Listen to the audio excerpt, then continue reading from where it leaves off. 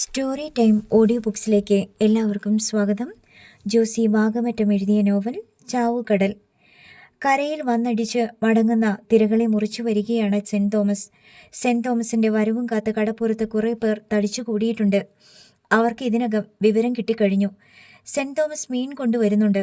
ജീസസും വേളാങ്കണ്ണി മാതാവും ശ്രീ അയ്യപ്പനുമൊക്കെ കരയ്ക്ക് വെറുതെ ഇരിക്കുമ്പോൾ സെന്റ് തോമസ് വള്ളം നിറച്ച് മത്തിയും കൊണ്ടാണ് വരുന്നത്. ദൂരെ നിന്ന് സെന്റ് തോമസ് വരുന്നത് നല്ല പരിചയക്കാർക്ക് തിരിച്ചറിയാൻ പറ്റും. സെന്റ് തോമസ് ഇന്ന് കാശി വരും. പഴയ കാലത്തെ തരകന്മാരിൽ ഒരാളായ ഗീവർഗീസ് ചേട്ടൻ പറഞ്ഞു. കാരണം കരയ്ക്ക് വേറെ മീനൊന്നും വന്നിട്ടില്ല. മിക്ക വള്ളങ്ങളും നിരാശയോടെയാണ് തിരിച്ചെത്തിയത്. ചിലർക്ക് മിക്സ്ചർ കിട്ടി. ക്രിസ്തുരാജന് 4-5 കിലോ ചെമ്മീനാണ് കിട്ടിയത്. മേരി മാതായ്ക്ക് കണ്ണി അയല. അതെല്ലാം വളരെ വേഗം വിറ്റുപോയി. അങ്ങനെ മീനില്ലാത്ത മാർക്കറ്റിലേക്കാണ് ഒരു വള്ളം മത്തിയുമായി സെന്റ് തോമസിന്റെ വരവ്. ശൗരിക്കുട്ടി വള്ളത്തിന്റെ അണിയത്ത് തന്നെ രണ്ടിളിക്കും കൈയൊന്നി നിവർന്നു നിൽപ്പുണ്ടായിരുന്നു. വള്ളം കരയിലേക്ക് മെല്ലെ അടുത്ത് മണൽത്തട്ടിൽ ഇടിച്ചു നിന്നു. ശൗരിക്കുട്ടി വള്ളത്തിൽ നിന്ന് വെള്ളത്തിലേക്ക് എടുത്തു ചാടി. വള്ളത്തിന് ചുറ്റും ആളുകൾ വന്നു പോയിക്കൊണ്ടിരുന്നു. മീൻ കാണാൻ വേണ്ടി വരികയാണ്. അതിനുശേഷം കോരുകാർ വന്നുകൂടി. ആരും ധൃതി പിടിക്കേണ്ട, മീനുണ്ട്. തോമസ് വള്ളപ്പടിയിൽ നിന്നുകൊണ്ട് എല്ലാവരോടുമായി പറഞ്ഞു. ആൾക്കൂട്ടത്തെ അകറ്റി നിർത്തിയ ശേഷം കുട്ടയിൽ മീൻ കോരാൻ തുടങ്ങി. ശൗരിക്കുട്ടി കരയിൽ ചെന്ന് നിന്നു. സൈമൺ തരകന്റെ ആളാണ് ലേലം വിളിക്കുന്നത്. ലേലം വിളിയിൽ ചില അഡ്ജസ്റ്റ്മെന്റുകൾ ഉണ്ടെന്ന് ശൗരിക്കുട്ടി മനസ്സിലാക്കി വെച്ചിട്ടുണ്ട്. മീൻ ലേലം വിളിക്കുമ്പോൾ താല്പര്യമില്ലാത്ത ആളുകളാണ് കയറ്റി വിളിക്കുന്നതെങ്കിൽ തരകൻ 900 രൂപ ഒരു തരം, 900 രൂപ 2 തരം, 900 എന്നിങ്ങനെ ഞൊടിയിടയിൽ കച്ചവടം ഉറപ്പിക്കും. മറ്റുള്ളവർ കയറ്റി വിളിക്കാൻ വാ തുറന്നു വരുമ്പോഴേക്കും കച്ചവടം കഴിയും. 14 കുട്ട മീനുണ്ടായിരുന്നു സെന്റ് തോമസിൽ. ഇളം പച്ച നിറത്തിൽ തിളങ്ങുന്ന മത്തികൾ കുട്ടകൾ നിറയെ അടുങ്ങിക്കിടന്നു. ശൗരിക്കുട്ടി 2 ക്യാരി ബാഗിൽ കറിക്കുള്ള മീനെടുത്തു. എന്തിനടാ 2 സഞ്ചി? ജെക്കോ ചോദിച്ചു. വേണം, അത്രയേ ശൗരിക്കുട്ടി പറഞ്ഞുള്ളൂ. ജെക്കോ അവനെ ചോദ്യം ചെയ്യാനൊന്നും മുതിർന്നില്ല. ഇന്ന് തങ്ങൾക്ക് കിട്ടിയ എല്ലാ മീനും അവൻ്റേതാണെന്ന് അയാൾക്കറിയാം. കരയ്ക്കിറങ്ങിയ ശൗരി നേരെ ജെർമിച്ചായൻ്റെ വീട്ടിലേക്കാണ് പോയത്. അവിടെ ലീനാമ്മ മാത്രമേ ഉണ്ടായിരുന്നുള്ളൂ. ചേട്ടായിമാരൊക്കെ എന്തിയെ ചേച്ചി? ശൗരിക്കുട്ടി ചോദിച്ചു. അവർ കടപ്പുറത്ത് കാണുമല്ലോ.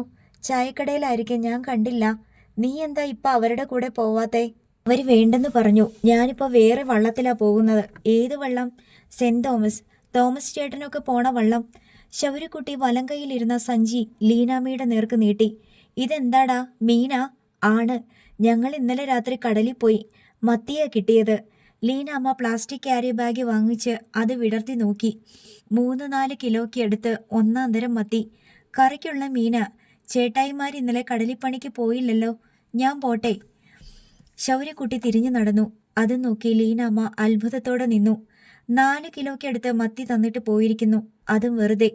ഫ്രാങ്കോ ഉച്ചയൂണിന് വീട്ടിൽ വന്നപ്പോൾ സ്വയംഭൻ മത്തിക്കറി, പൊരിച്ച മത്തി വേറെ. ഇതെവിടുന്ന് കിട്ടിയടി? ഇന്ന് കടപ്പുറത്ത് മത്തി ഇല്ലായിരുന്നല്ലോ. ഫ്രാങ്കോ ചോദിച്ചു. സെന്റ് തോമസിന് മത്തി കിട്ടിയെന്ന് ശൗരിക്കുട്ടി പറഞ്ഞ്. ആ ശരിയാ, 14 കൊട്ട. അത് മുഴുവൻ ചങ്ങനാശ്ശേരിക്കാര് ലേലം പിടിച്ച് വണ്ടിയെ കയറ്റി കൊണ്ടുപോയി. ചെല്ലിക്കടപ്പുറത്ത് ആർക്കും ഒരൊറ്റ മത്തി കിട്ടിയില്ലല്ലോ. ശൗരിക്കുട്ടി ഇവിടെ വന്നായിരുന്നോ? ആ, അവനാ തന്നെ. കറിക്കെടുത്തോളാൻ പറഞ്ഞ്. 1-2 3-4 കിലോ ഉണ്ട് ചേട്ടാ. അവൻ വെറുതെ തന്നാ? പൈസയ്ക്ക് അവനിവിടെ കൊണ്ടുവന്ന് മീൻ വിൽക്കുവോ? ചേട്ടൻ എന്താ പറയണത്? അവനാള് കൊള്ളാവല്ലോ. ഞങ്ങൾ അവനെ വള്ളത്തീന്ന് തള്ളിയതാ. കഷ്ടമായി പോയി. അവനെ തിരിച്ചു വിളിക്ക് ചേട്ടാ. സെന്റ് തോമസിന്റെ വള്ളക്കാര് പറയുവാ ശൗരി അവർക്ക് കാട്ടിക്കൊടുത്തേന്ന്. അവൻ ആകാശത്തോട്ട് നോക്കിയിട്ട് പിന്നെ കടലിൽ ഒരു വട്ടം വരച്ച് കാണിച്ചു. അവിടെ വല നീട്ടിക്കോളാൻ പറഞ്ഞു. വല വീഴേണ്ട താമസം മീൻ പാഞ്ഞു കയറുകയായിരുന്നത്രേ. സെന്റ് തോമസിന്റെ നല്ല സമയം. ശൗരിക്കുട്ടി നമ്മുടെ കൂടെ ഉണ്ടായിരുന്നതല്ലേ? അവനെ തിരിച്ചു വിളിക്ക്. അവനുണ്ടായിരുന്നപ്പോൾ നമുക്ക് മിക്ക ദിവസവും പണിയുണ്ടായിരുന്നല്ലോ, ഇല്ലായിരുന്നോ? അവനെ സെന്റ് തോമസുകാർ കൊണ്ടുപോയില്ലേ? ഇനി ചോദിക്കണത് മോശമല്ലേ? നമ്മൾ അവനെ വേണ്ടാന്ന് പറഞ്ഞാ? ഇല്ലല്ലോ.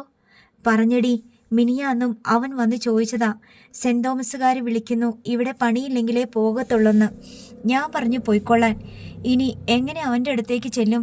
ഫ്രാങ്കോ ചേട്ടൻ ഒറ്റയാള് കാരണമാ. ഇല്ലെങ്കിൽ അവൻ നമ്മുടെ കൂടെ നിന്നേനെ. ഡാനിയേലും ജ്യേഷ്ഠനെ കുറ്റപ്പെടുത്തി. ശൗര്യയുടെ വീട്ടിൽ ഊണിന് മീൻകറിയും മീൻ പൊരിച്ചതും ഉണ്ടായിരുന്നു. ഉച്ചവരെ കിടന്നുറങ്ങിയ ശൗരി എണീറ്റ് വന്നിരുന്ന് കുഴച്ചുരുട്ടി വയറു നിറയെ ഉണ്ടു. ശൗര്യ കൊണ്ടുവന്ന മീൻ എമിലി അയലത്തെ വേണ്ടപ്പെട്ടവർക്കും വിതരണം ചെയ്തു. ശൗര്യയ്ക്ക് അന്ന് 1400 രൂപ പങ്ക് കിട്ടി. അമ്മ, എനിക്കൊരു മൊബൈൽ ഫോൺ വേണം. ശൗര്യക്കുട്ടി തൻ്റെ ആഗ്രഹം പറഞ്ഞു. അതിനൊക്കെ വലിയ വിലയാവത്തില്ലേ? എമിലി ചോദിച്ചു. ഇല്ലമ്മ, 500 രൂപയ്ക്ക് ഫോൺ കിട്ടും. അലുമിനിയത്തിൻ്റെ കളറുള്ള ഒരു തരം ചെറിയ ഫോൺ. അതിൻ്റെ കമ്പനിക്കാര് മത്തി വിൽക്കണ മാതിരി വിൽക്കണുണ്ട്, ശൗര്യക്കുട്ടി പറഞ്ഞു. ആദ്യം എമിലിക്ക് വിശ്വാസം വന്നില്ല. മൊബൈൽ ഫോൺ സമ്പന്നന്മാർക്ക് മാത്രം ഉപയോഗിക്കാവുന്ന ഒരു ആഡംബരമായിട്ടാണ് എമിലി കണക്കാക്കിയിരുന്നത്. റജീനയുടെ ഭർത്താവ് ജോജോ അമ്മാതിരി ഒരെണ്ണം വാങ്ങിയപ്പോൾ അഹങ്കാരത്തിൻ്റെ കൂടുതലല്ലേ, നമുക്കിതിൻ്റെയൊക്കെ ആവശ്യമുണ്ടോ എന്ന് റജീനയെ ശകാരിക്കുകയും ചെയ്തവളാണ് എമിലി. എടാ മോനെ, അതിൽ വിളിച്ച 8-10 രൂപയാ പോണേ ഒരു മിനിറ്റിന്. ഇല്ലമ്മ, എല്ലാവരും വാങ്ങണുണ്ട്. നമ്മളും കുറച്ച് പൈസ അടച്ചിട്ട് അത്യാവശ്യത്തിന് മാത്രം വിളിച്ചാൽ മതി. മകൻ്റെ ആഗ്രഹത്തിന് വിലങ്ങുതടിയായി നിന്നില്ല എമിലി. ആവശ്യമില്ലാത്ത ഒരു സംഗതി വേണമെന്ന് ശൗര്യക്കുട്ടി പറയില്ല. ആ ഫോൺ കൊണ്ട് എന്തെങ്കിലും ഒരു ഉപയോഗം ശൗര്യക്കുട്ടി കാണുന്നുണ്ടായിരിക്കും എന്ന് എമിലിക്ക് തോന്നി. ശൗര്യക്കുട്ടി 501 രൂപ കൊടുത്ത് റിലയൻസിൻ്റെ ഒരു ഫോൺ വാങ്ങി. തോമസ് ചേട്ടനും എൽദോയ്ക്കും അനീഷിനും അതുപോലത്തെ ഫോൺ ഉണ്ടെന്ന് അവൻ എമിലിയോട് പറഞ്ഞു. 5000-ഉം 10000-ഉം രൂപയ്ക്ക് സെൽഫോണുകൾ വിറ്റുകൊണ്ടിരുന്ന സമയത്ത് പുതിയ ഫോൺ കമ്പനി കേവലം 500 രൂപയ്ക്ക് വിറ്റുകൊണ്ട് സൃഷ്ടിച്ചത് ഒരു മൊബൈൽ ഫോൺ വിപ്ലവമായിരുന്നു. മത്സ്യത്തൊഴിലാളികളുടെ വീട്ടിലും മത്സ്യവില്പനക്കാരൻ്റെ വീട്ടിലും മൊബൈൽ ഫോൺ എത്തി.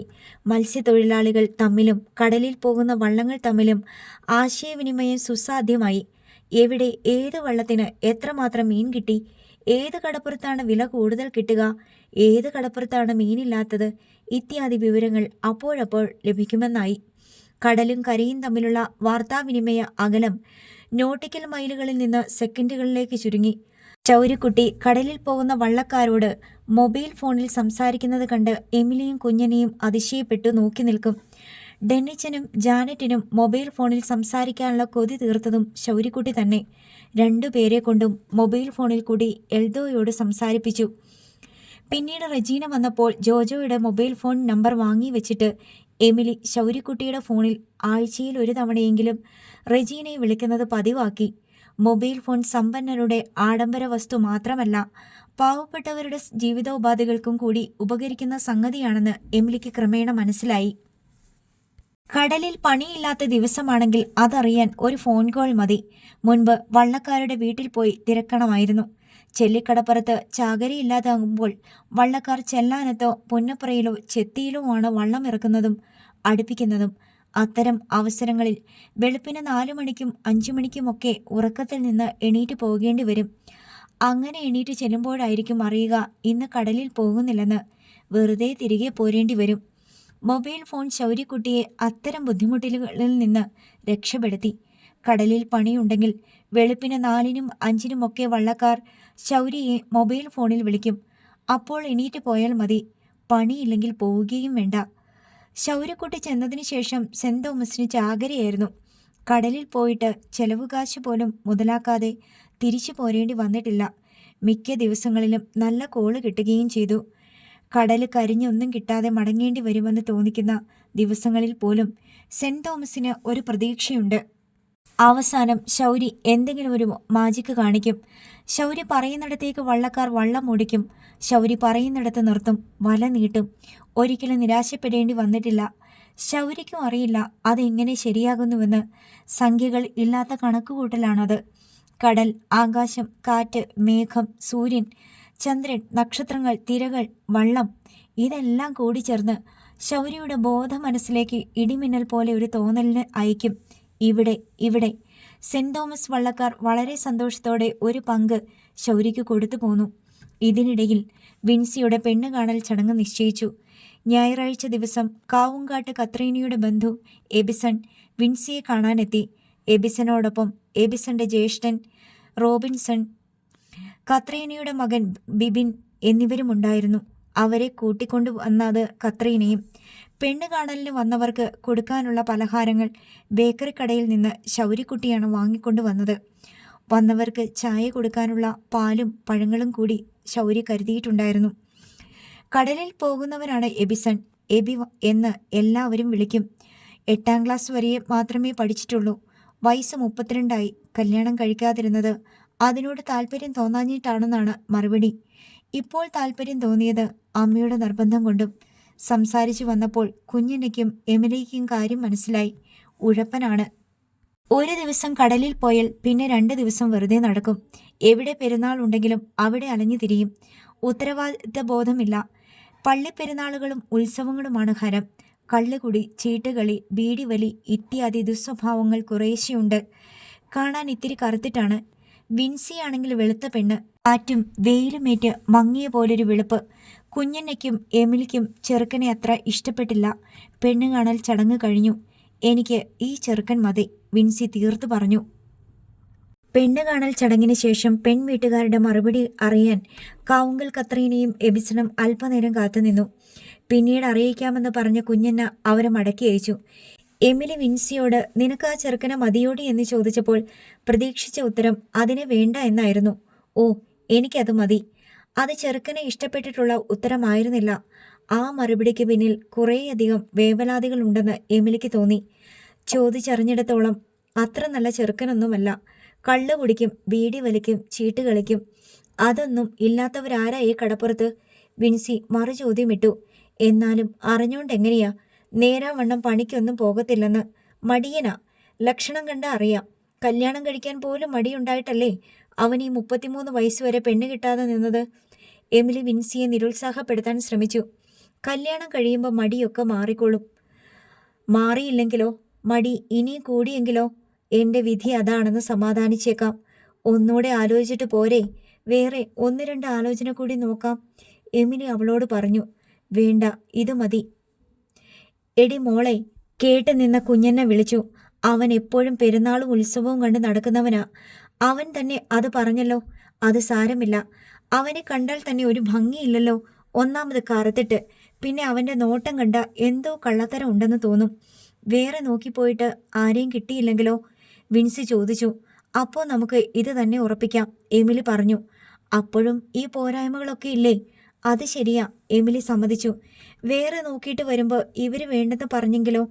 വിൻസിക്ക് അതാണ് പേടി. വേണ്ടെന്ന് പറഞ്ഞാൽ പോട്ടെന്ന് വെക്കണം, വേറെ നോക്കണം. കുഞ്ഞെന്നെയും പറഞ്ഞു. അമ്മേ, ഞാൻ എത്ര കൊല്ലമായിട്ട് ഈ നിൽപ്പ് നിൽക്കണ്. ഇതുവരെ ആരും വന്നില്ല. ഇതും കൂടി വേണ്ടെന്ന് വെച്ചിട്ട് ഇനി എന്നാ? എൻ്റെ പ്രായത്തിലുള്ള പെൺകുട്ടികളെല്ലാം കല്യാണം കഴിച്ച് 2-3 കുട്ടികളായി. ഞാൻ മാത്രമല്ലേ ഈ കടപ്പുറത്ത് ഇങ്ങനെ കെട്ടാച്ചരക്കായിട്ട് നിൽക്കണുള്ളൂ. എന്തൊക്കെ കുറ്റങ്ങളും കുറവുകളും എബിസനുണ്ടെങ്കിലും ശരി, വിൻസിക്ക് അവനെ മതി. അവൾക്ക് ഈ വീടിനുള്ളിൽ നിന്ന് പുറത്തേക്ക് രക്ഷപ്പെടണം. ഒരിക്കലും തനിക്കൊരു കല്യാണം ഉണ്ടാവില്ലെന്ന് വിചാരിച്ച് നിരാശപ്പെട്ട് കഴിയുമ്പോഴായിരുന്നു ഈ ആലോചന വന്നത്. ഇത് കൈവിട്ട് പോയി കഴിഞ്ഞ് വേറൊരാൾ വരാൻ വേണ്ടി കാത്തിരിക്കേണ്ട കാലദൈർഘ്യം എത്ര വർഷമെന്ന് പോലും അറിയില്ല. ചിലപ്പോൾ ആരും വന്നില്ലെങ്കിലോ? അങ്ങനെ പല ആലോചനകളും തള്ളിക്കളഞ്ഞ് ഒടുവിൽ മൂത്ത് നരച്ച് നിന്നുപോയ 2 സ്ത്രീകൾ ചെല്ലിക്കടപ്പുറത്തുള്ളതും വിൻസിക്കറിയാം. ഒന്ന് തളയ്ക്കൽ വെള്ളപ്രാഞ്ചിയുടെ മകൾ ഫിലോമിന. അടുത്തത് കൂനമ്മായ്ക്കൽ താങ്കോപ്പിയുടെ മകൾ കാർമല. ഫിലോമിനയ്ക്ക് 36ഉം കാർമലയ്ക്ക് 40ഉം കഴിഞ്ഞു. ഇനി അവരുടെ ജീവിതത്തിൽ മംഗല്യ വസന്തം ഒരിക്കലും വിടരുകയില്ലെന്ന് ചെല്ലിക്കടപ്പുറത്തുള്ളവർക്കെല്ലാം അറിയാം. വിൻസി അവരെ അനേക തവണ പള്ളിമുറ്റത്ത് കണ്ടിട്ടുണ്ട്. അവരുടെ പുഷ്ടിയുള്ള യൗവനവും അവളുടെ ഓർമ്മയിലുണ്ട്. കാണാൻ കൊള്ളാഞ്ഞിട്ടോ ആഗ്രഹമില്ലാഞ്ഞിട്ടോ അല്ല അവർ കല്യാണം നടക്കാതെ നിന്നു പോയത്. ഒറ്റ വാക്കിൽ അതിനൊരു ഉത്തരമില്ല. അനേകം ചെറു കാരണങ്ങളുടെ ഒരു തേനീച്ചക്കൂടാണ് അവർക്ക് വന്നുകൂടിയ നിത്യനിരാസത്തിന് പിന്നിൽ. മനുഷ്യരുടെയും വിധിയുടേതുമായ ഒരു അനീതി ആ സ്ത്രീജന്മങ്ങൾക്ക് മേൽ ചുമത്തപ്പെട്ടു. ഒരുവൾക്ക് മംഗല്യയോഗം ഉണ്ടായില്ലെങ്കിൽ അതിനർത്ഥം അവൾ പുരുഷനാൽ നിരസിക്കപ്പെട്ടു എന്നാണെങ്കിലും പഴി വിധിക്കും തലയിലെഴുത്തിനുമാണ്. നിത്യനിരാസത്തിൻ്റെ പടുകുഴിയിലേക്ക് വീണു പോകുന്നവരുടെ നിരയിൽ അടുത്തയാളാണ് താൻ എന്ന് വിൻസി തീരുമാനിച്ചിരുന്നതാണ്. ആ ചതുപ്പിൻ്റെ വക്കിലാണ് താൻ കാലൂന്നി നിൽക്കുന്നതെന്നും അവൾക്കറിയാം. അവളുടെ കല്യാണം നടത്തിക്കൊടുക്കാൻ ഉത്തരവാദിത്തപ്പെട്ട ആരുമില്ലെന്ന് അവൾ കരുതി. കുഞ്ഞന്നയ്ക്ക് ആസ്തിയില്ല. എമിലി പട്ടിണിയോടും ദുരിതങ്ങളോടും നിരന്തരം മല്ലിട്ടുകൊണ്ടിരിക്കുന്നു. പിന്നെയുള്ളത് ചിറകു മുളച്ചു തുടങ്ങിയ പക്ഷിക്കുഞ്ഞുങ്ങളെപ്പോലെ 3 കുഞ്ഞുങ്ങളാണ്. അവർ പഠിച്ച് പാസ്സായി പണിയെടുത്ത് പൈസയുണ്ടാക്കുന്ന കാലത്ത് തനിക്ക് 45 വയസ്സായിരിക്കുമെന്നും വിൻസി കണക്കുകൂട്ടി. വേണ്ട, വേറൊരു പരീക്ഷണത്തിന് ഇല്ല. ഇതാണ് അവസാനത്തെ വണ്ടി. ഇതിൽ കയറിക്കൂടിയാൽ എവിടെയെങ്കിലും എത്താം. വേറൊരു നല്ല ആലോചന ഒത്തുവരുമ്പോൾ ഇപ്പോൾ സ്വരുക്കൂട്ടിയ പൈസ ഉണ്ടാകണമെന്നില്ല. ഒരു കടലാക്രമണം അല്ലെങ്കിൽ ഒരു സുനാമി മതി തീരപ്രദേശത്തെ ജനങ്ങളുടെ ജീവിതം ഉഴുതും പിഴുതും മറിച്ചിടുവാൻ. നിനക്കിഷ്ടപ്പെട്ടെന്ന് പറഞ്ഞേക്കട്ടെ? ഒടുവിൽ എമിലി അവളോട് ചോദിച്ചു. ഞാൻ സമ്മതിച്ചെന്ന് പറഞ്ഞേക്ക്. ഇഷ്ടപ്പെട്ടിട്ടാണോ? അല്ല. അവളുടെ മനസ്സിലും ഒരു യുവ കോമളന്റെ ചിത്രമാണുള്ളത്. എല്ലാ പെൺകുട്ടികളെയും പോലെ ഓരോരോ കാലങ്ങളിൽ അവൾ കുഞ്ചാക്കോ ബോബനെയോ പൃഥ്വിരാജിനെയോ പോലെയുള്ള സിനിമാ നടന്മാരുടെ മുഖശ്രീയോട് സമാനമായ ഭർത്തൃസങ്കല്പം മനസ്സിൽ സൂക്ഷിച്ചിരുന്നു. ഇപ്പോൾ പുകയില കറിയുള്ള പല്ലുകളും ബീഡിക്കനൽ കുത്തിന്റെ ചൂടിൽ വെന്തും വെള്ളപ്പാണ്ട് പുരണ്ട ചുണ്ടും കറുത്ത നിറവും മെലിഞ്ഞ ശരീരവുമുള്ള എബിസന്റെ ചിത്രമെടുത്ത് അതിനെ മൂടിയ ദുശീലങ്ങളുടേതായ എല്ലാ മാറാലകളും തുടച്ചുമാറ്റി വിൻസി അതേ സ്ഥാനത്ത് പ്രതിഷ്ഠിച്ചു. എബിസണ് വിൻസിയെ ഇഷ്ടമായോ എന്ന് ചോദിക്കേണ്ട കാര്യമില്ലായിരുന്നു. ആ പ്രായത്തിൽ വിൻസിയേക്കാൾ നല്ലൊരു പെണ്ണിനെ അവന് കിട്ടാനില്ല. കുഞ്ഞനെയും എമിലിയും കൂടി കാവുംകാട്ടെ കത്രീനയുടെ വീട്ടിൽ പോയി വിൻസിയുടെയും തങ്ങളുടെയും സമ്മതം അറിയിച്ചു. പിന്നീടുള്ള നടപടിക്രമങ്ങളെല്ലാം വേഗത്തിലാക്കാൻ ശൗര്യക്കുട്ടിയാണ് മുൻകൈയെടുത്തത്. കേവലം 2 ആഴ്ചയ്ക്കുള്ളിൽ വിൻസിയും എബിസണും തമ്മിലുള്ള മനസ്സമ്മതം ചേന്നവേലി പള്ളിയിൽ വെച്ച് നടന്നു. ഇനി മുതൽ 16-ാം ദിനം കല്യാണം നടത്തുവാനും നിശ്ചയിച്ചു.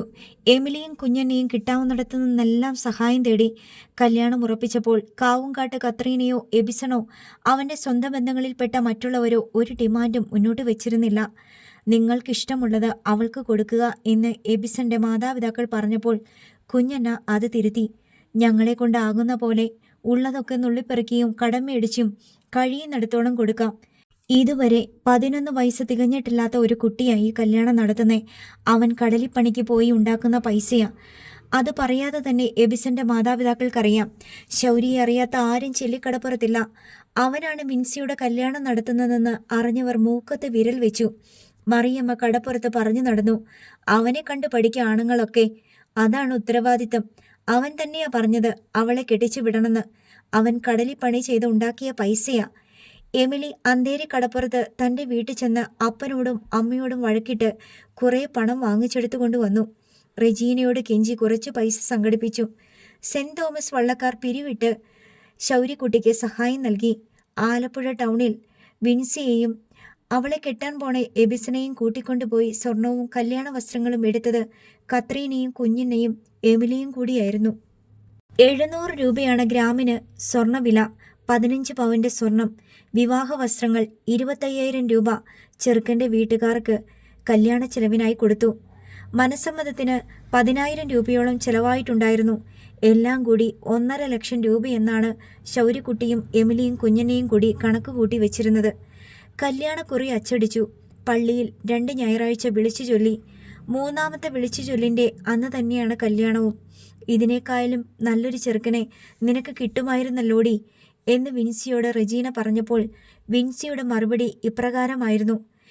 ഇതിനെ ഞാൻ നന്നാക്കി എടുത്താ പോരെ? എന്നെക്കൊണ്ട് അതിന് പറ്റും. കല്യാണത്തലേന്ന് രാവിലെ ശൗര്യക്കുട്ടി പണിക്ക് പോയി തിരിച്ചെത്തി. സെന്റ് തോമസുകാർക്ക് അന്ന് നല്ല കോള് കിട്ടിയിട്ടുണ്ടായിരുന്നു. കല്യാണം പ്രമാണിച്ച് അവർ ശൗര്യക്കുട്ടിക്ക് കൂടുതൽ മീൻ കൊടുത്തു വിട്ടു. കല്യാണം ചെറുക്കൻ്റെ വീട്ടുകാരാണ് നടത്തുക. എങ്കിലും പെണ്ണിൻ്റെ വീട്ടിലും ചെറിയ സദ്യയൊക്കെ വെക്കണം. ദൂരെയുള്ള ബന്ധുജനങ്ങൾ തലേ ദിവസം തന്നെ വന്നെത്തും.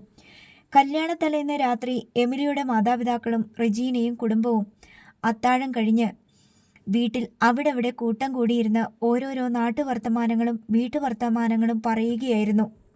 മുറ്റത്തെല്ലാം ട്യൂബ് ലൈറ്റ് ഇട്ടിട്ടുള്ളതിനാൽ നല്ല വെളിച്ചമുണ്ട്. ചെറിയ പന്തലും 4 ഡെസ്കും ഏതാനും പ്ലാസ്റ്റിക് കസേരകളും അവയ്ക്കിടയിൽ ഓടിക്കളിക്കുന്ന കുട്ടികൾ. ശൗരി തൂണും ചാരും തിണ്ണയിലിരിക്കുമ്പോഴാണ് വിൻസി വന്ന് അവനെ വിളിച്ചത്. ശൗര്യക്കുട്ടി, നീ ഒന്നിങ്ങോട്ട് വന്നേ. ശൗരി അവളെ സൂക്ഷിച്ചു നോക്കി. നിന്നോടൊരു കാര്യം പറയാനാ. ശൗര്യക്കുട്ടി സംശയിച്ച് എഴുന്നേറ്റു. വീടിൻ്റെ പിന്നാമ്പുറത്ത് താൽക്കാലികമായി ഉണ്ടാക്കിയ അടുപ്പുകൾക്കരികിലേക്ക് അവൾ അവനെ കൂട്ടിക്കൊണ്ടുപോയി. എങ്ങോട്ടാ വിൻസിയെ? അടുക്കളയിലുണ്ടായിരുന്ന എമിലി ചോദിച്ചു. വെറുതെ, വിൻസി പറഞ്ഞു. പിന്നാമ്പുറത്ത് പാചകത്തിനും മറ്റുമായി ടാർപോളിൻ വലിച്ചു കെട്ടി ചെറിയൊരു പന്തൽ പോലെ ഉണ്ടാക്കിയിട്ടുണ്ടായിരുന്നു. മനസ്സമ്മതത്തിൻ്റെ സമയത്ത് കെട്ടിയതാണെങ്കിലും ഇതുവരെ അഴിച്ചു മാറ്റിയിട്ടില്ല. ശൗര്യയെ അവിടെ എത്തിച്ചിട്ട് വിൻസി, നീ ഇവിടെ നിൽക്ക്, ഞാനിപ്പോൾ വരാം എന്ന് പറഞ്ഞിട്ട് അകത്തേക്ക് ഓടി. എമിലി വാതുക്കൽ വന്ന് അവനോട് എന്താ എന്ന് ആംഗ്യത്തിൽ ചോദിച്ചു. അറിയില്ലെന്ന് അവൻ കൈ മലർത്തിക്കാട്ടി. വിൻസിയും ശൗര്യയും തമ്മിൽ ഒരിക്കലും ഒരടുപ്പമോ സംസാരമോ ഉണ്ടായിട്ടില്ല. അവൾക്ക് അവനെ വെറുപ്പായിരുന്നുവെന്ന് ആ വീട്ടിൽ എല്ലാവർക്കും അറിയാം. അത് അവനറിയാമെന്നുള്ള വിവരം വിൻസിക്കും അറിയാം. എന്നിട്ടും അവനാണ് തനിക്കൊരു മംഗല്യഭാഗ്യം കൊണ്ടുവരുന്നതെന്ന ബോധ്യം അവളുടെ മനസ്സിൽ പശ്ചാത്താപവും കുറ്റബോധവും ഉളവാക്കിയിട്ടുണ്ട്. തൻ്റെ സഹോദരൻ്റെ ഭാര്യ പിഴച്ചുപെറ്റ ഈ ജന്തുവിനെ കൊണ്ട് തൻ്റെ ജീവിതത്തിൽ എന്തെങ്കിലും ഒരു നന്മയുണ്ടാകുമെന്ന് അവൾ ഒരിക്കലും പ്രതീക്ഷിച്ചിരുന്നതല്ല. തങ്ങളുടെ കുടുംബത്തിലെ പൈശാചിക സാന്നിധ്യമായിട്ടാണ് അവൾ ശൗര്യക്കുട്ടിയെ കണക്കാക്കിയിട്ടുള്ളത്. അത്രമേൽ ദ്വേഷിച്ചിരുന്നതിനാൽ അവൾ അവൻ്റെ ജനനം മുതൽ ഇന്നേ വരെ ഒരു മുട്ടായി പോലും അവന് വാങ്ങിക്കൊടുത്തിട്ടില്ല.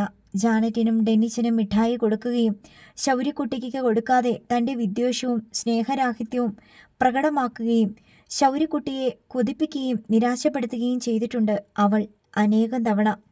എന്നാലിപ്പോൾ ആ ചെയ്തികളുടെ എല്ലാം പശ്ചാത്താപം അവളുടെ മനസ്സിനെ മതിക്കുന്നു. അവനോട് എന്തെങ്കിലും നല്ല വാക്ക് പറയണം. അവന് എന്തെങ്കിലും സമ്മാനം കൊടുക്കണം. അവനിപ്പോഴും കുട്ടിയായതുകൊണ്ട് അതിനുള്ള സമയം കഴിഞ്ഞു പോയിട്ടില്ല. വിൻസി തിരികെ വന്നു. അവളുടെ കയ്യിൽ ഒരു പ്ലാസ്റ്റിക് കൂടുണ്ടായിരുന്നു. അതവൾ അവൻ്റെ കയ്യിലേക്ക് വെച്ചു കൊടുത്തു. ഇതെന്നാ? ശൗരി തൻ്റെ കയ്യിലിരിക്കുന്ന വസ്തുവിനെയും വിൻസിയെയും മാറി മാറി നോക്കിയിട്ട് ചോദിച്ചു. ഇത് കുറച്ച് ചോക്ലേറ്റാ. ഞാൻ നിനക്ക് ഒന്നും തന്നിട്ടില്ലല്ലോ, ഇത് വെച്ചോ. ശൗര്യക്കുട്ടിയുടെ മുഖഭാവം മാറി. അവൻ്റെ കൈയും ഉടലും വിറങ്ങലിച്ചതുപോലെ ആയി. വേണ്ട. അവനത് തിരികെ അവളുടെ നേർക്ക് നീട്ടി. എനിക്കിത് വേണ്ട, നീ വെച്ചോടാ, ഞാൻ സന്തോഷമായിട്ട് തന്നതല്ലേ. വേണ്ട. ശൗര്യയുടെ ശബ്ദം കടുത്തു. ഇത് തിരിച്ചു വാങ്ങിക്ക്, എനിക്ക് വേണ്ടെന്ന് പറഞ്ഞല്ലോ. ആ നിരസിക്കൽ വിൻസി പ്രതീക്ഷിച്ചതല്ല. അവൾ വല്ലാതായി. ശൗര്യക്കുട്ടി. അവൾ അവൻ്റെ തോളത്ത് കൈവച്ചു. അവൾ ആദ്യമായി അവനെ സ്പർശിക്കുകയാണ്. പൊള്ളിയതുപോലെ അവൻ പിന്നോട്ട് മാറി. എടാ, നീ എല്ലാം മറന്നുകളാ. ഞാൻ നിന്നോട് ചെയ്തതൊന്നും ശരിയല്ല, നീ ക്ഷമിക്ക്. വിൻസിയുടെ തൊണ്ടയിടറി. ഇത് തിരിച്ചു വാങ്ങിക്ക്. ശൗര്യക്കുട്ടി വീണ്ടും മിഠായി പൊതി നീട്ടി. ശൗര്യക്കുട്ടി, എമിലി അടുക്കള വാതിക്കൽ നിന്ന് വിളിച്ചു. അവളെല്ലാം കാണുന്നുണ്ടായിരുന്നു. ആ വിളിയുടെ അർത്ഥം അവന് മനസ്സിലായി. ശൗര്യക്കുട്ടി പെട്ടെന്ന് തിരിഞ്ഞു നടന്നു. ഇരുട്ടത്തേക്ക്, കടപ്പുറത്തേക്ക്. ശൗര്യക്കുട്ടി, എമിലി വീണ്ടും വിളിച്ചു. അവൻ വിളി കേട്ടില്ല, നിന്നുമില്ല. എമിലി ഇറങ്ങി വിൻസിയുടെ അടുത്തേക്ക് ചെന്നു. ശൗര്യക്കുട്ടി ഇരുട്ടത്ത് മറയുന്നത് നോക്കി നിൽക്കുകയായിരുന്നു വിൻസി. എമിലി വന്നപ്പോൾ അവൾ നോട്ട തിരിച്ചു. അവളുടെ കണ്ണ് നിറഞ്ഞിരുന്നു. അത് വേണ്ടായിരുന്നു വിൻസി, എമിലി പറഞ്ഞു. വിൻസി പെട്ടെന്ന് കരഞ്ഞു. എമിലി അവളെ ചേർത്ത് പിടിച്ചു. അവന് നിന്നോട് ദേഷ്യമൊന്നുമില്ല, എന്നാലും വേണ്ടായിരുന്നു. കടപ്പുറത്ത് ഇരുട്ടായിരുന്നു. പതിയെ പതിയെ ശൗര്യയുടെ കണ്ണ് തെളിഞ്ഞു. കണ്ണിൽ കൂടി വെള്ളം ഒലിച്ചുകൊണ്ടിരുന്നതിനാൽ അവനൊന്നും കാണാൻ കഴിഞ്ഞില്ല. മങ്ങിയ ആകാശം, അണയാൻ പോകുന്ന നക്ഷത്രങ്ങൾ, കാൽച്ചുവട്ടിൽ വെളുത്ത കടൽത്തിര. മുട്ടിനു മീതെ തിര വന്നിടിച്ച് അവനെ വീഴ്ത്താൻ നോക്കി. കടലിലേക്ക് ഒന്നലറിക്കരയാനുള്ള വെമ്പലോടെ അവൻ നിന്നു. തലോടാൻ പൊന്തി വന്ന ഒരു തിരക്കൈയിനെ കലി പൂണ്ട് അടിച്ചു താഴ്ത്തി. വൈകി വരുന്ന ഒരു സ്വാതന്ത്ര്യവും അവന് വേണ്ട. ഇടത് കൈയിലിരുന്ന കൂട് അവൻ അഴിച്ചു നോക്കി. ചോക്ലേറ്റുകൾ. അവൻ അതിലേക്ക് തുറച്ചു നോക്കി. അവ തിരിച്ച് അവനെ നോക്കി കൊഞ്ഞനം കുത്തി. അവ ഓരോന്നും കഴിഞ്ഞുപോയ വർഷങ്ങളായിരുന്നു. അവ ഓരോന്നും അവൻ അനുഭവിച്ച വെറുപ്പും നിരസനങ്ങളുമായിരുന്നു. വേദനയുടെ മധുരം കൊണ്ടായിരുന്നു അവ നിർമ്മിച്ചത്. അവൻ അതിൻ്റെ വർണ്ണക്കടലാസുകൾ തുറന്നു. ഓരോ ചോക്ലേറ്റും അതിൻ്റെ വർണ്ണക്കടലാസുകളും തിരക്കൈയിൽ വെച്ചുകൊടുത്തു. തിന്നു. അവൻ പിറുപിറുത്തു. ലോകത്തിൻ്റെ സകല കടലുകൾക്കും സകല മീനുകൾക്കുമായി അവനത് സമർപ്പിച്ചു. എബിസണും വിൻസിയും തമ്മിലുള്ള വിവാഹം തിരുവഴ Saint Sebastian's Roman Catholic Latin പള്ളിയിൽ വെച്ച് നടന്നു. പള്ളിയുടെ പാരിഷ് ഹാളിനോട് ചേർന്നുള്ള കമ്മ്യൂണിറ്റി ഹാളിൽ വെച്ച് സദ്യയും നടത്തി. വിൻസിയുടെ മനസ്സിൽ നിരാശ വന്ന് മൂടി തുടങ്ങിയിരുന്നു. വിദൂരമോഹം അങ്ങനെ സാക്ഷാത്കരിക്കപ്പെട്ടു. 11 വയസ്സുകാരൻ ശൗര്യക്കുട്ടി ചെല്ലിക്കടപ്പുറത്തെ ഏറ്റവും പ്രായം കുറഞ്ഞ വലിയ കടക്കാരനായി.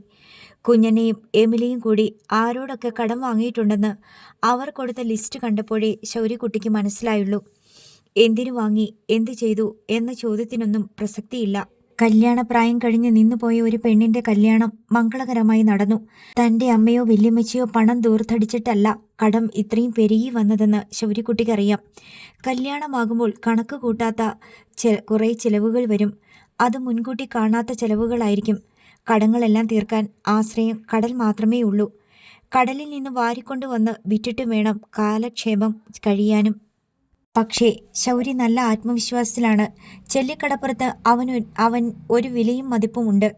പല കുടുംബങ്ങളിലെയും അപ്പനമ്മമാർ മക്കളോട് പറയും, ആ ശൗര്യക്കുട്ടിയെ കണ്ട് പഠിക്കടാ, ഈ പ്രായത്തിൽ അവനൊരു കുടുംബം നടത്തിക്കൊണ്ട് പോണ്. ഒരു പെണ്ണിൻ്റെ കല്യാണം അവൻ നടത്തി കൊടുത്തു. പ്രത്യക്ഷത്തിൽ സന്ദർഭവശാൽ ആരെങ്കിലുമൊക്കെ അവനെ പുകഴ്ത്തി പറയും. അതവൻ ഉൾക്കൊണ്ടു.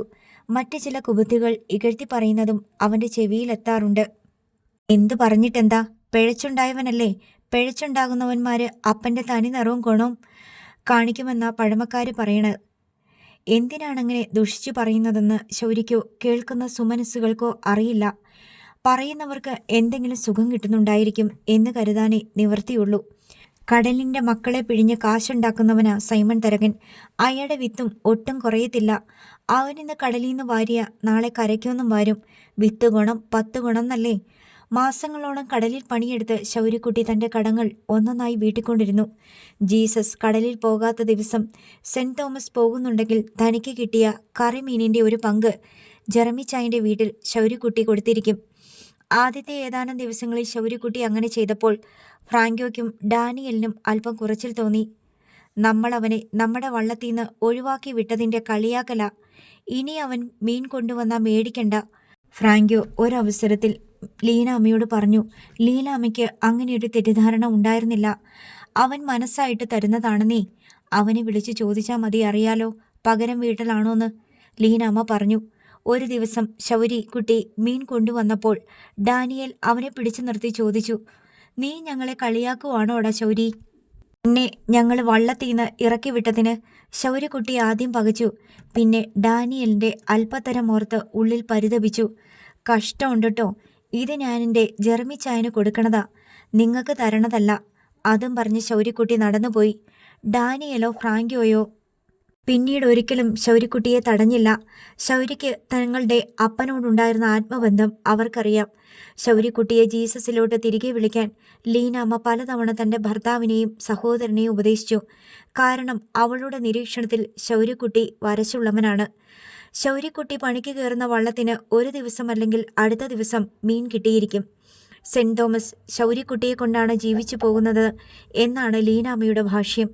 അല്ലാതെ ശൗര്യക്കുട്ടി സെൻറ് തോമസിനെ കൊണ്ടല്ല. സെൻറ് തോമസ് പണിക്ക് പോകാത്ത ദിവസങ്ങളിൽ മറ്റേതെങ്കിലും വള്ളക്കാർ ശൗര്യക്കുട്ടിയെ വിളിച്ച് അവരുടെ കൂട്ടത്തിൽ കൊണ്ടുപോകും.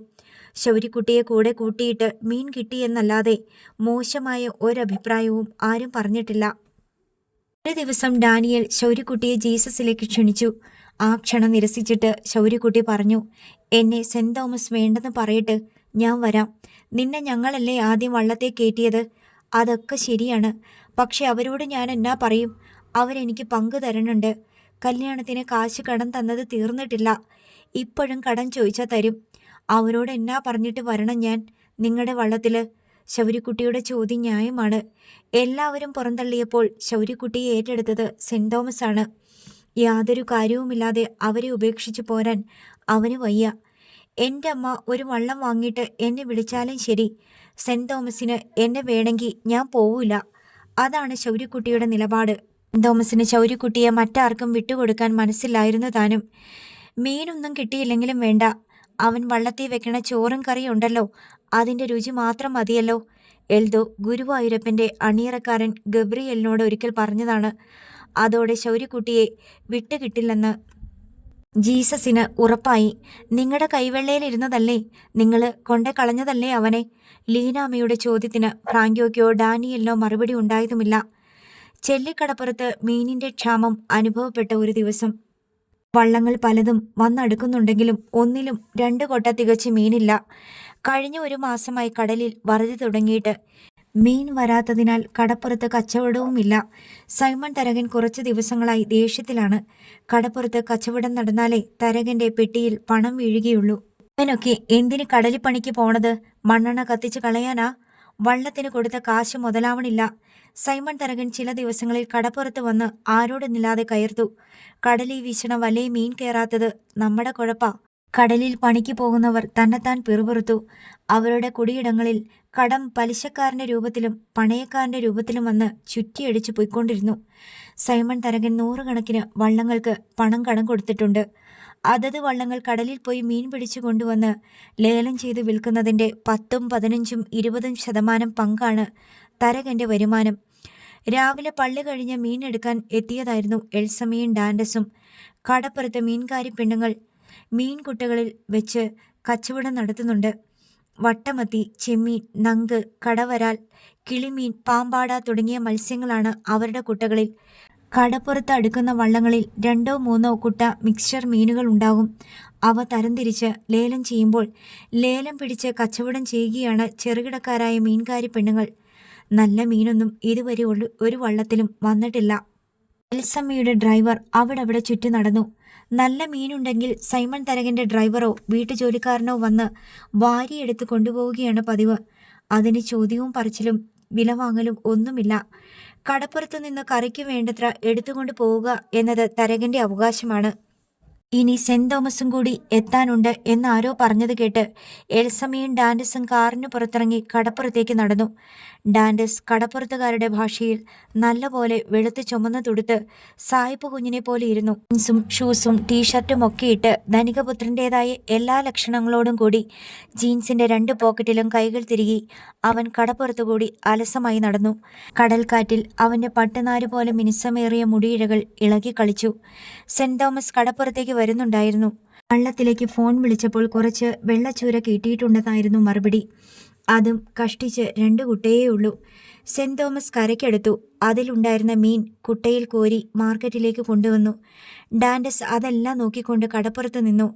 സെന്റ് തോമസ് വള്ളത്തിൽ നിന്ന് ഒരു ബാലൻ വെള്ളത്തിലേക്ക് ചാടുന്നത് ഡാൻഡസ് കണ്ടു. അവൻ കണ്ണുമിഴിച്ചു നോക്കി. അരയൊപ്പം വെള്ളത്തിലൂടെ ഒരു പയ്യൻ നടന്ന് കരയ്ക്ക് കയറി. അവൻ്റെ തലയിൽ ഒരു തൊപ്പി. അവൻ്റെ കയ്യിൽ ഒരു പ്ലാസ്റ്റിക് കവറിൽ കറിക്കുള്ള മീൻ, മറ്റേ കയ്യിൽ ഒരു വലിയ മീൻ. അവൻ കരയ്ക്ക് കയറി ഇടം വലം നോക്കാതെ നടക്കുകയാണ്. ഡാൻഡസ് അവനെ കൈ തട്ടി വിളിച്ചു. ഏയ്! ശൗര്യക്കുട്ടി നിന്നിട്ട് ആരാണ് വിളിച്ചതെന്നറിയാൻ നോക്കി. ആളെ കണ്ടപ്പോൾ അവന് മനസ്സിലായി, സൈമൺ തരകന്റെ മകൻ. വില പിടിച്ച കാറിൽ അവൻ്റെ അമ്മയോടൊപ്പമോ സൈമൺ തരകനൊപ്പമോ പലപ്പോഴും കടപ്പുറത്ത് വന്നു പോകുന്നത് ശൗര്യക്കുട്ടി കണ്ടിട്ടുണ്ട്. ഡാൻഡസ് അവനെ കൈ കാട്ടി വിളിച്ചു. ഒന്നും അടിച്ചെങ്കിലും ശൗര്യക്കുട്ടി ഡാൻഡസിന്റെ അടുത്തേക്ക് ചെന്നു. ആ മീൻ എന്താ? ശൗര്യക്കുട്ടി മീനിന്റെ ചെകിളക്കിടയിലൂടെ വിരലുകൾ കടത്തി തൂക്കി പിടിച്ചിരിക്കുന്ന മീൻ നോക്കി ഡാൻഡസ് ചോദിച്ചു. ചൊറക്. ശൗര്യക്കുട്ടി പറഞ്ഞു. അത് ഞങ്ങൾക്ക് വേണം, കാറിലോട്ട് കൊണ്ടുപോയി വെച്ചേക്ക്. ഇത് ഞാൻ ചൂണ്ടയ്ക്ക് പിടിച്ചതാ, ശൗര്യക്കുട്ടി പറഞ്ഞു. കടലീന്ന് പിടിച്ചതല്ലേ? ഡാൻഡസ് ചോദിച്ചു. ആ, കടലീന്ന് തന്നെ. കാറിലോട്ട് വെച്ചേക്ക്. കാറി വെക്കണത് വേറെ മീൻ, ഇതെൻ്റെ മീൻ. എന്നെ മനസ്സിലായില്ലേ? സൈമൺ തരകന്റെ മോനാ ഞാൻ. ഈ കടപ്പുറത്തിൻ്റെ മുതലാളിയാ എൻ്റെ ഡാഡി. ശൗര്യക്കുട്ടിയുടെ തലച്ചോറിൽ നിന്ന് ഒരു വിദ്യുത് പ്രവാഹം നെഞ്ചിലേക്ക് പാഞ്ഞു. ശൗര്യക്കുട്ടി പറഞ്ഞു. എന്നെ മനസ്സിലായോ? ഞാൻ ശൗര്യക്കുട്ടി. എൻ്റെ അപ്പൻ്റെ പേരും സൈമൺ തരകൻ എന്നാ. ഡാൻഡസ് ഒന്നമ്പരന്നു. സൈമൺ തരകൻ എന്ന തൻ്റെ ഡാഡിയുടെ മകനോ ഈ പരട്ട മുക്കോ ബാലൻ? അതോ സൈമൺ തരകൻ എന്നു പേരായ വേറൊരുത്തനുണ്ടോ ഈ കടപ്പുറത്ത്? ശൗര്യക്കുട്ടി പിന്നെ നിന്നില്ല. നേരെ ജെറമിച്ചായന്റെ വീട് ലക്ഷ്യമാക്കി നടന്നു. വീട്ടുമുറ്റത്ത് ചെന്ന് ലീനാമ്മയെ വിളിച്ചു. കയ്യിലെ ചൊറക് പൊക്കിക്കാട്ടി അവൻ പറഞ്ഞു. ഞാൻ ചൂണ്ടയ്ക്ക് പിടിച്ചതാ, പകുതി മുറിച്ചെടുത്തോ. എടാ, ഇത് നല്ല നെയ്മീനാണല്ലോടാ. അതല്ലേ ഞാനിങ്ങോട്ട് തരാൻ വേണ്ടി വന്നത്. അത് ലീനമ്മയ്ക്ക് അറിയാം. വെറുതെ തരുന്ന മീനാണെങ്കിലും അവൻ നല്ലതേ തരൂ.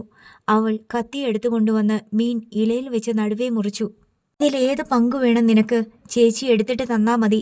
ലീനാമ്മ അതിൽ നല്ല പങ്കെടുത്ത് അവൻ്റെ പ്ലാസ്റ്റിക് കൂടിനുള്ളിൽ ഇട്ടുകൊടുത്തു. അത് തന്നെ 2 കിലോ തൂക്കം വരുമായിരുന്നു. ശൗര്യക്കുട്ടി അതുമായി വീട്ടിലേക്ക് നടന്നു. എൽസമ്മയുടെ ഡ്രൈവർ 4-5 കിലോ ചൂര ഒരു പ്ലാസ്റ്റിക് കവറിലാക്കി കൊണ്ടുവന്ന് കാറിന്റെ ഡിക്കിയിൽ സൂക്ഷിച്ചിരുന്ന അടപ്പുള്ള ബക്കറ്റിൽ വെച്ചു. ഡാൻഡസ് ഉദാസീനായി കാറിനടുത്തേക്ക് നടന്നു വരുന്നതേ ഉള്ളൂ. എൽസമ്മ അവൻ വരുന്നതും കാത്ത് കാറിൽ ചാരി നിന്നു. ഡാൻഡസ് കാറിനരികെ എത്തി. മീൻ കിട്ടിയോ മമ്മി? ആ കിട്ടി, ചൂര. അതേ ഉള്ളൂ. ഒരു ചെക്കൻ ചൊറക് കൊണ്ടുപോണ കണ്ടല്ലോ. നെയ്മീനോ? നിനക്ക് തോന്നിയതാ, ചൂരയായിരിക്കും. അവനാ പറഞ്ഞത് ചൊറകാണെന്ന്. നല്ല നീളമുള്ള മീൻ, ചൂണ്ടയ്ക്ക് കിട്ടിയതാണെന്നും പറഞ്ഞു. ഞാൻ ചോദിച്ചിട്ട് തന്നില്ല. നീ എന്തിനാ അവനോടൊക്കെ മീൻ ചോദിക്കാൻ പോയത്? കണ്ടിട്ട് നല്ല മീനാണെന്ന് തോന്നി മമ്മി. വലിയ മീൻ, തിളങ്ങള്. എൽസമ്മയുടെ അഹങ്കാരത്തിൽ എവിടെയോ ഒരു സൂചി കുത്തേറ്റു. ഈ കടപ്പുറത്തിന്റെ അധിപനായ സൈമൺ തരകന്റെ മകൻ ചോദിച്ചിട്ട് മീൻ കൊടുക്കാതെ പോയവൻ ആരാ? കടപ്പുറത്തൊക്കെ കുറേ തെണ്ടിപ്പിള്ളേരുണ്ട്. നീ അവരോടൊന്നും മിണ്ടാൻ പോകരുത് കേട്ടോ. അവനൊരു വള്ളത്തീന്ന് ചാടി ഇറങ്ങി വന്നതാ. കടലീന്ന് വന്ന വള്ളമാ മമ്മി. അത് ഏത് വള്ളം? Saint Thomas. Saint Thomas. Elsamma അത് മനസ്സിൽ കുറിച്ചിട്ടു. കാറിൽ കയറി അവർ കാരക്കാട്ട് ബംഗ്ലാവിലേക്ക് പോയി. ബ്രേക്ക്ഫാസ്റ്റ് കഴിച്ചുകൊണ്ടിരുന്നപ്പോൾ എൽസമ്മ സൈമൺ തരകനോട് പറഞ്ഞു, ചെല്ലിക്കടപ്പുറത്ത് വെച്ച് ഡാൻഡസ് ഒരു മുക്കുവ ചെറുക്കനോട് മീൻ ചോദിച്ചിട്ട് കൊടുത്തില്ലെന്ന്. കടപ്പുറത്തുനിന്ന് ഇവനാണോ മീൻ ചോദിക്കണതും വാങ്ങണതും? ഡ്രൈവർ ഇല്ലായിരുന്നോ? ഇവൻ വെറുതെ കടപ്പുറത്ത് ചുറ്റി നടന്നപ്പോൾ ഒരു ചെറുക്കൻ വള്ളത്തേന്ന് ചാടിയിറങ്ങി കയ്യിൽ ഒരു വലിയ നെയ്മീൻ തൂക്കി പിടിച്ചോണ്ട് പോണു. അത് കാറിൽ കൊണ്ടുവയ്ക്കാൻ ഡാൻഡസ് പറഞ്ഞിട്ട് അവൻ കൊടുത്തില്ല. ഏത് വള്ളം? Saint Thomas. ഡാൻഡസ് പറഞ്ഞു, ഇനി മേലിൽ നീ കടപ്പുറത്ത് പോയി മീൻ ചോദിക്കരുത്. അവനെ ഞാൻ പിടിച്ചോളാം. ഞാൻ സൈമൺ തരകൻ്റെ മോനാന്ന് പറഞ്ഞപ്പോൾ എൻ്റെ അടുത്ത് അവൻ പറയുക അവനും സൈമൺ തരകൻ്റെ മോനാണെന്ന്. സൈമൺ തരകൻ ഒന്ന് ഞെട്ടി, തൊണ്ടയിൽ ആഹാരം വിക്കി. എൽസമ്മ അന്താളിച്ച് ഡാൻഡസിനെ നോക്കി. അവൻ അങ്ങനെ പറഞ്ഞാ? അവൻ്റെ പേരും പറഞ്ഞ് ശൗര്യക്കുട്ടി. എൽസമ്മയുടെ പിടഞ്ഞ നോട്ടം ചുമച്ചു വിക്കി കണ്ണു നിറഞ്ഞ സൈമൺ തരകൻ്റെ മുഖത്ത് ചെന്ന് തറച്ചു. അടുത്ത ഭാഗം നാളെ.